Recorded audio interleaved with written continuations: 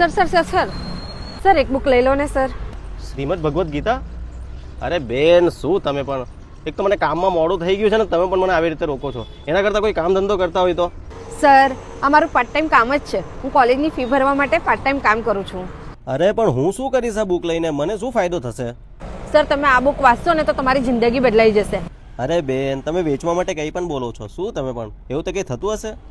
Sir આ તમારી બાઇકમાં mirror કેમ હોય છે? કેમ કે પાછળ આવતી ગાડીઓ જોઈ શકું અને એક્સિડન્ટથી બચી શકું. સર એ જ રીતે આપના અંદર રહેલા અંધકારને આપણે જોઈ શકીએ અને આપણા જીવનને આપણે સાચી દિશા આપી શકીએ. એના માટે ફક્ત સર એકવાર આ શ્રીમદ ભગવદ્ ગીતા લઈ લો. અરે શું તમે પણ 5 મિનિટ બગાડી મારી. લાવો, મને એટલું મોટું નુકસાન થવાનું છે તમારી બુકના કારણે. લો.